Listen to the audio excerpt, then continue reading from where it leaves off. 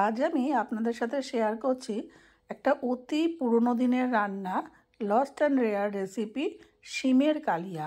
এই জন্য আমি এরকম বড় বড় শিম নিয়ে নিয়েছি। আপনারা ইচ্ছা করলে একটু ছোট শিমও নিতে পারেন বা বড় শিম অর্ধেক করে কেটে নিতে পারেন। দিয়ে দিচ্ছি সর্ষের তেল।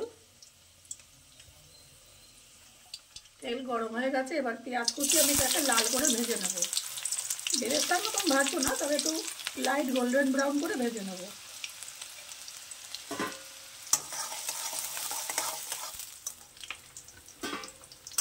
পেঁয়াজটা আমার লাল করে ভাজা হয়ে গেছে। এইবারে আমি এখানে দিয়ে দিচ্ছি ধনে বাটা 1 চামচ,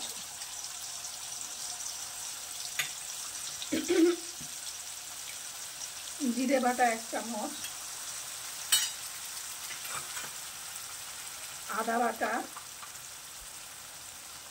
1/2 চামচের মতন দিলাম আদা বাটা।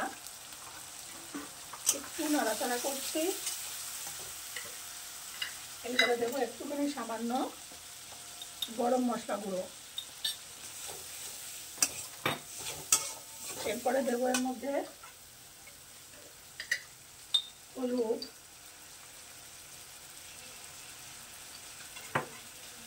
লঙ্কা গুঁড়ো। এটা ঝাল বুঝে দেবেন,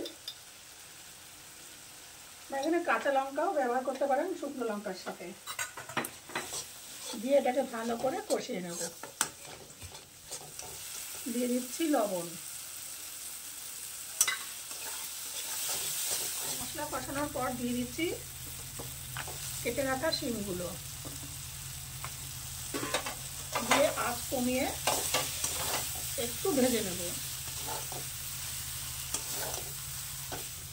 একটু কয়েক সেকেন্ড ভেজে নেওয়ার পর দিয়ে দেবো পরিমাণ মতো জল। শিমটা সেদ্ধ হওয়ার মতন দিয়ে দেবো জল।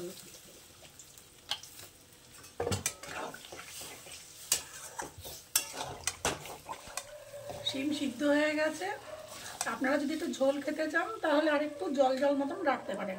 আমি এটাকে গায়ে মাখা খাবো সেই জন্য রেখেছি, তবে এটাকে গায়ে মাখা করেই খাই। আচ্ছা, দিয়ে দিচ্ছি নামানোর আগে চিনি, আর সাথে দেবো ধনে পাতা। এটাতে কিন্তু ধনে পাতাটা মাস্ট, ধনে পাতাটা দেবেন। যারা ধনে পাতা বেশি ভালো খান আর একটু বেশি ধনে পাতা দিতে পারেন। এবার নাড়িয়ে চাড়িয়ে এতে দেবো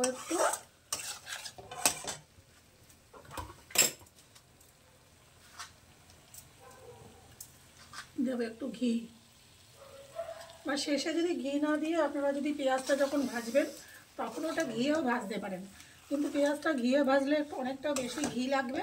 সেই জন্য আমি সবার শেষে দিলাম ঘিটা, যাতে ঘিয়ের গন্ধটাও থাকে। আর ঘিটার ব্যবহার আমি অল্প করলেও ঘিয়ের গন্ধটা, ফ্লেভারটা পাওয়া যাবে। তৈরি আমার শিমের কালিয়া।